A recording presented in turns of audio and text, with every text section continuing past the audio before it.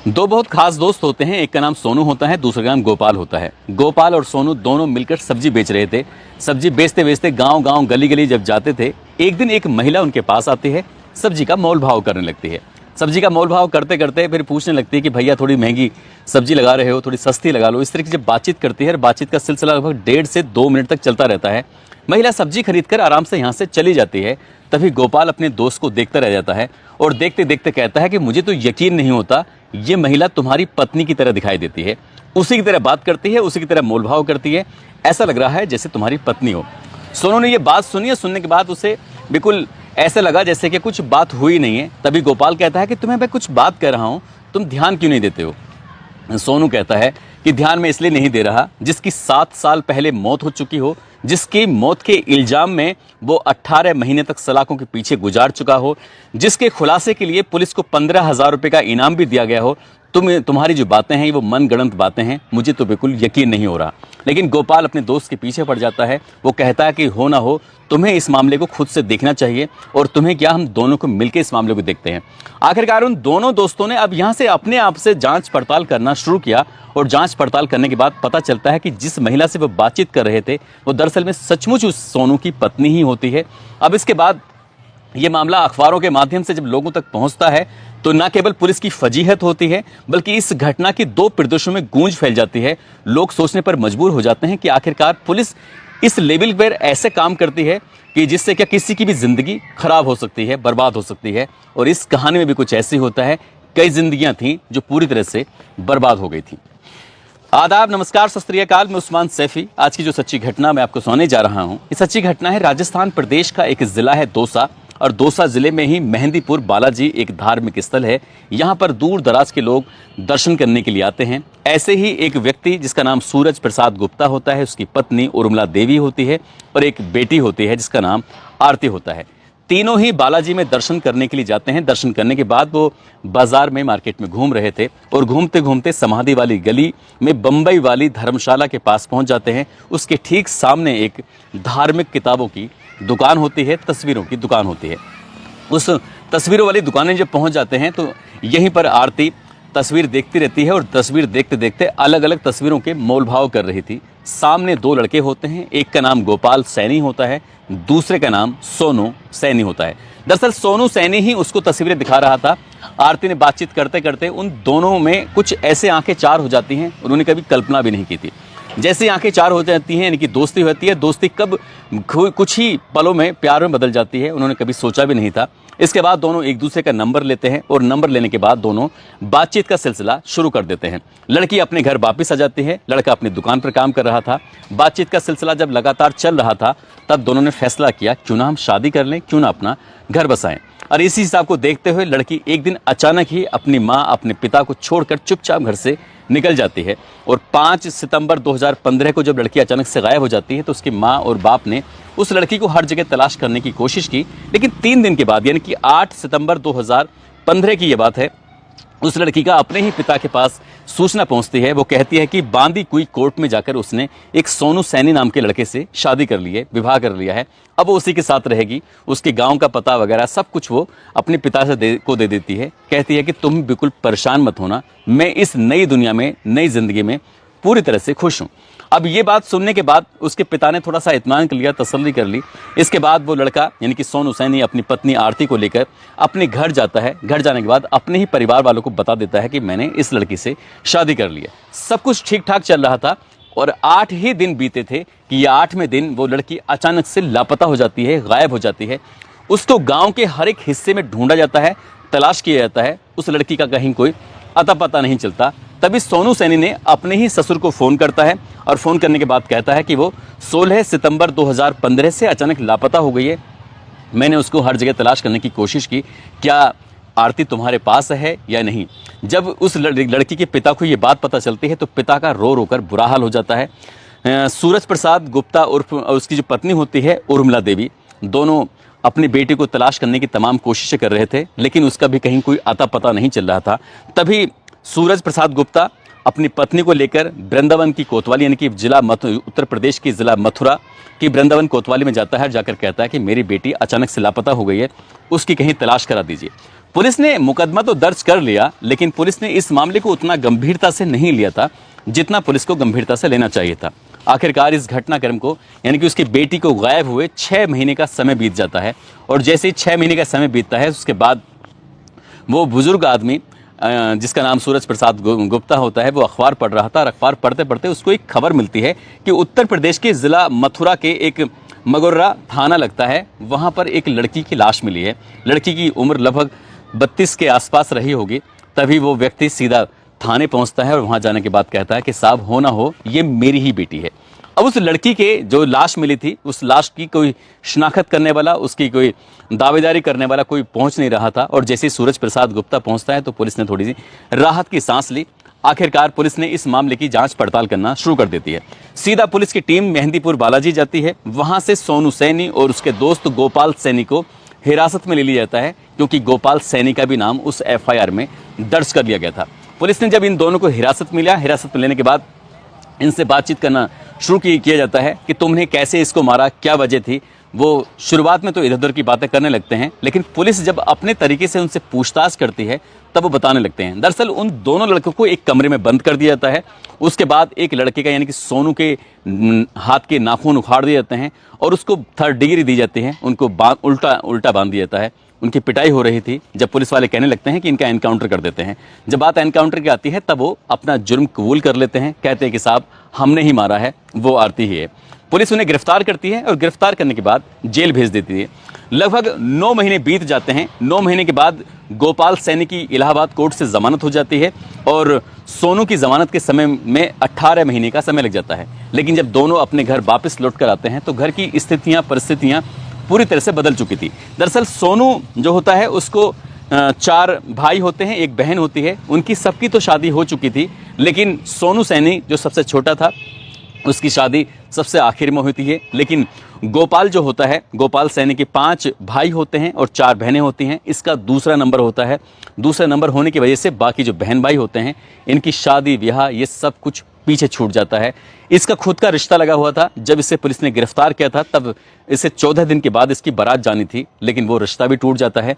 इसके बाद फिर परिवार के लोगों से हर कोई रिश्ता नाता तोड़ देता है। इनसे कोई बातचीत भी नहीं करता। समाज इनका बहिष्कार कर देता है और ये लोग बिल्कुल अलग थलग हो जाते हैं। इनकी जहां भी काम चल रहे थे वो काम भी छूट जाते हैं। अब ये जहां जाते थे वहीं मायूसी हाथ लग रही थी। आखिरकार करें तो क्या करें, इतनी ज़्यादा दुखी हो जाते हैं। ऐसे करते करते वक्त आगे बढ़ने लगता है और इस घटनाक्रम को लगभग 7 साल का समय बीत जाता है। ये दिसंबर 2022 की ये बात है।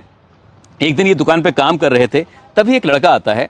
लड़का आने के बाद इनसे कहता है, गोपाल सैनी से और सोनू सैनी से, कि यार मुझे ऐसा लगता है कि एक विशाखा गांव लगता है, विशाला गांव में एक महिला है जो उत्तर प्रदेश के उरई जालौन की रहने वाली है। हो ना हो वो तुम्हारी पत्नी जैसी दिखाई देती है। जैसे ही गोपाल ने यह बात सुनी, गोपाल ने अपने दोस्त सोनू से कहा हमें चलकर देखना चाहिए। लेकिन चलकर देखें कैसे, घर में जाएं कैसे। इसलिए उन्होंने एक प्लान बनाया कि अगर हमें उस महिला के बारे में पता करना है तो कुछ ना कुछ नया कुछ करना होगा। इसलिए वो ऊंट के खरीदार बनकर उस गांव में पहुंच जाते हैं, विशाला में।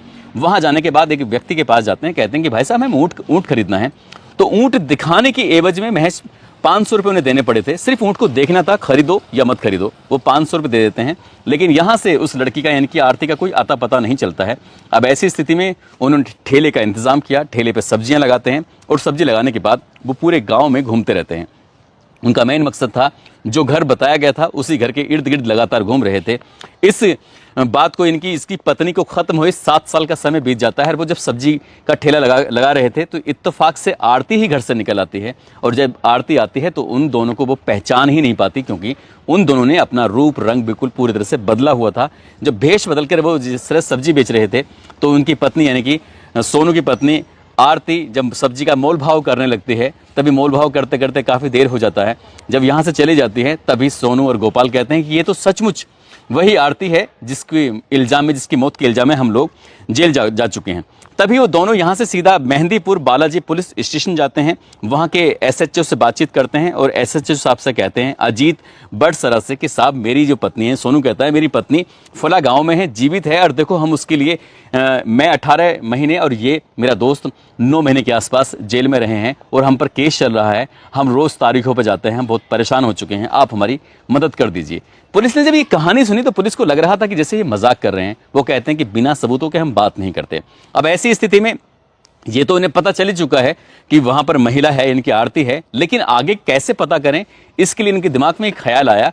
ये ई मित्र बनकर जाते हैं, यानी कि सरकारी कर्मचारी बन के जाते हैं। उनके हाथों में रजिस्टर होते हैं। रजिस्टर होने के बाद उसी घर पर जाते हैं और जाने के बाद उस घर के सदस्य को आवाज़ लगाते हैं और कहते हैं कि हम सरकारी विभाग से आए हैं, सरकार की तरफ से शौचालय की एक योजना आई है और आपको यकीन नहीं होगा, शौचालय बनाने के लिए सरकार आपको 2 लाख रुपए का अनुदान देगी। जैसे 2 लाख रुपए का नाम सुनते हैं वो कहते हैं कि सबको तो बहुत कम पैसे मिलते हैं, हम 2 लाख रुपए की बात क्यों कर रहे हो। उन्होंने कहा कि लकी ड्रॉ निकाला जाएगा और लकी ड्रॉ अगर आपका निकल आता है तो देख लेना, आपको 2 लाख रुपए मिल जाएंगे। इस तरह के वो बातचीत करके उस व्यक्ति को अपनी बातों में उलझा लेते हैं और इसके लिए वो कहते हैं कि हमें करना क्या होगा। वो कहते हैं कि सिर्फ आपको इतना बताना है कि आपके घर में कितने सदस्य रहते हैं, उनकी आईडी प्रूफ आपकी देनी होगी, साथ ही आपके घर पर 1 महीने में कितने मेहमान आते हैं उनके बारे में जानकारी देनी होगी। जैसे ही झूठ का एक पुलिंदा बनाया जाता है, उस महिला का ससुर इस पुलिंदे में उलझ जाता है, फंस जाता है। घर में आने वाले जितने भी मेहमान होते हैं उनके बारे में जानकारी देता है, साथ ही घर के हर एक सदस्य के बारे में वो न केवल जानकारी देता है बल्कि प्रूफ भी देता है कि इस घर में इतने सदस्य रहते हैं, जैसे किसी का आधार कार्ड या पैन कार्ड या कोई और अन्य दस्तावेज जिसके आधार पर ये सही साबित हो सके कि ये घर में इतने सदस्य रहते हैं। आखिरकार उस डिटेल को लेने के बाद जैसे ही वो पन्ने पलट रहे थे, पन्ने पलटते पलटते पता चलता है कि जिस महिला की तस्दीक करने के लिए आए हैं, जिसका नाम आरती है, वो वाकई आरती होती है। जिसके एड्रेस लिखा होता उरई जालौन। दरअसल ये जो आरती होती है उसके पिता होते हैं वो उरई जालौन के रहने वाले होते हैं और वो कुछ समय के लिए मथुरा वृंदावन में आकर रहना सहना शुरू कर देते हैं। वहीं से वो बालाजी दर्शन करने के लिए आए थे और यहाँ दर्शन करने के बाद वापस मथुरा वृंदावन चले गए थे। लेकिन जब शादी होती है तो शादी के बाद उसने महिला ने जो अपना एड्रेस लिखवाया था उरई जालौन का लिखवाया था, जब वो कोर्ट मैरिज करती है। आखिरकार जाकर फिर ये एसएचओ के पास जाते हैं, अजीत भट्ट सराकेर, जाकर कहते हैं कि साहब ये रहे पूरे डॉक्यूमेंट्स उस घर के। अब ऐसी स्थिति में एसएचओ ने मथुरा की एसटीएफ से संपर्क किया और कहा कि तुम्हारा एक केस है, साल 2015 में हुआ था, एक महिला का मर्डर हो जाता है जिसमें आपने खुलासा भी कर दिया था और खुलासा करने के बाद आरोपियों को जेल भेज दिया था, लेकिन वो महिला मरी ही नहीं है, वो तो जिंदा है। पुलिस जब ये बात सुनती है तो पुलिस को यकीन नहीं हो रहा था। एक टीम जाती है उस घर में और वहां जाने के बाद जब दबिश दी जाती है तो उस महिला को उठाया जाता है। उसके बाद गिरफ्तार करने के बाद लेके आते हैं, उससे पूछा जाता है कि क्या कहानी है। तब वो महिला बताती है कि 8 दिन के बाद ही उसे पता चल जाता है कि इस घर की ज़्यादा स्थिति अच्छी नहीं थी, इसलिए उसको लगता था जब उसने शादी की थी इसको प्यार हुआ था, लेकिन वो प्यार नहीं था, बल्कि उसको लग रहा था कि यहाँ पर खुश रहेगी, उसके पास सारी सुख सुविधाएं वगैरह सब कुछ होंगी। लेकिन यहाँ आने के बाद उसने कहा कि मुझे पैसे चाहिए, 50,000 रुपये चाहिए। इस तरह से लगातार वो डिमांड कर रही थी सोनू से। सोनू वो डिमांड पूरी कर नहीं पा रहा था और इसी बात को देखते हुए अचानक से घर से लापता हो जाती है, रफू चक्कर हो जाती है। और कुछ दिनों के बाद, यानी कि कुछ महीनों के बाद वो संपर्क करती है अपने पिता से, कहती है कि मैंने वो तो घर छोड़ दिया है लेकिन मैंने दूसरी शादी कर ली है। और इस बात को 7-8 महीने से ज़्यादा का समय बीत जाता है जब उसने अपने पिता से संपर्क किया था, लेकिन उसका पिता फिर भी मथुरा की पुलिस से संपर्क करता है और अपनी बेटी की हत्या के इल्जाम में अपने ही पहले वाले पत्नी के पहले पति को जेल भिजवा देता है। और वो बाद में अपनी बेटी के संपर्क में था जब पुलिस ने इस मामले की जांच पड़ताल की थी। जब ये घटनाक्रम लोगों तक पहुंचता है तो लोगों को यकीन नहीं हो रहा था। मीडिया वालों ने उन दोनों लड़कों से पूछा, सोनू और गोपाल से, कि आखिरकार तुम्हें जब ये कत्ल किया ही नहीं था तो तुमने फिर ये सारा का सारा इल्ज़ाम अपने ऊपर क्यों ले लिया। तब उन्होंने बताया कि पुलिस ने जब 3rd डिग्री दी थी, बहुत बुरी तरह से मारा था, पीटा था, बांधकर उल्टा लटका दिया था, हाथ के नखून उखाड़ लिए थे। जब सोनू बहुत बुरी तरह से डर जाता है एनकाउंटर की वजह से और आगे ज़्यादा पिटाई ना हो इसलिए उसने जुर्म कबूल कर लिया था। उसने कहा कि हमने मारा है। इस तरह से एक मनगढ़ंत कहानी पुलिस के सामने सुना दी थी और जब मनगढ़ंत कहानी सुनाई गई थी तो गोपाल को भी उसकी हाँ में हाँ मिलानी पड़ जाती है। और इसकी वजह से उनको न केवल उनके परिवार में कितनी फजीहतें होती हैं, उन्हें ये समाज से उन्हें बहिष्कार झेलना पड़ता है। जो गोपाल होता है उसकी भाई बहनों की शादियां रुक जाती हैं और उनके काम बिल्कुल पूरी तरह से ठप हो जाते हैं। 20 लाख रुपए से ज़्यादा उनके परिवार वाले कर्जे में आ जाते हैं। इस तरह की दिक्कतें परेशानी होती हैं। जब इस आरती से पूछा जाता है कि तुमने अगर अपनी मर्जी से दूसरी शादी कर ली थी तब तुमने संपर्क क्यों नहीं किया, तुमने क्यों नहीं बताया कि इस तरह से तुम्हारी वजह से, तुम्हारी लापरवाही की वजह से 2 लोगों की ज़िंदगी बर्बाद हो चुकी है, उनके दोनों के परिवार बर्बाद हो चुके हैं। तो आरती अपने जवाब में ये कह देती है कि वो दूसरे शादी के बाद अपने पति के साथ बेइंतहा खुश थी और अगर वो बताती कि इस तरह से उसके पहला पति जेल में है तो उसकी शादी शायद दूसरी टूट जाती, इसलिए वो बिल्कुल खामोश पड़ जाती है, चुप रह जाती है। और यही वजह थी कि उसकी खामोशी की वजह से 2 लोगों की ज़िंदगी बर्बाद हो जाती है। जब ये घटनाक्रम लोगों के सामने आता है, अखबारों के में प्रकाशित होता है, तो लोगों को यकीन नहीं हो रहा था। लेकिन लोगों को इस बात का भी यकीन नहीं हो रहा था कि गोपाल और सोनू ने जिस तरह से दिमाग से काम लिया और अपनी ज़िंदगी को बचाया, वो वाकई अपना आप में काबिल तारीफ़ है। और पुलिस की जिस तरह से निंदा की जाए इस पूरी घटनाक्रम में, वो वाकई उतनी ही कम होगी। दोस्तों, इस पूरे घटनाक्रम को सुनाने का उद्देश्य किसी को परेशान करना नहीं है, किसी का दिल दुखाना नहीं है, बल्कि आपको जागरूक करना है, आपको सचेत करना है। अगर सोनू और गोपाल की तरह हिम्मत लोग जुटाएं तो शायद बड़ी से बड़ी समस्याओं का सामना कर सकते हैं। इन लोगों को वाकई सैल्यूट बनता है, दोनों दोस्तों को, जिस तरह से उन्होंने अपनी आगे की जो ज़िंदगी थी वो बचा ली थी। जाते जाते सैयद अहमद हैं, साथ ही यतेश खटाना जो कि सोहाना के रहने वाले हैं, अजहर अजीज़ हैं बाराबंकी से, आज इनका जन्मदिन है। इनको जन्मदिन की बहुत बहुत शुभकामनाएं, बहुत बहुत मुबारकबाद। साथ ही अमेठी के रहने वाले श्याम बहादुर गुप्ता हैं, उनकी पत्नी रेनू गुप्ता हैं, आज इनकी शादी की सालगिरह है। इनको शादी की सालगिरह की बहुत बहुत शुभकामनाएं, बहुत बहुत मुबारकबाद। साथ ही कुछ लोगों ने नाम लेने की अपील की है, जिसमें शरीफ सैफी मुरादाबाद से, आजमगढ़ से नीतीश शर्मा, राजस्थान से मान सिंह, श्यामपुर से रिंकू मीणा, संचौर से माधव राम देवासी, जैसलमेर से रुस्तम खान, अलवर से शहाबुद्दीन खान, सरला मौर्या, जयपुर से सलमान पठान, मेरठ से मोहम्मद जुबैर अहमद, आज़ाद आलम, मुकेश कुमार सीकर से, फारूक अहमद अमेठी से, रजनीश कुमार दिव्यापुर से, विराट मिश्रा नालंदा से, सुरेश चंद गौतम शिकोहाबाद से, पंकज शर्मा ग्रेटर नोएडा से, नंदलाल पासवान झारखंड से, देव कुमार शाह नेपाल से। आप सब लोग अपना ख्याल रखें, सुरक्षित रहें। जय हिंद, जय भारत।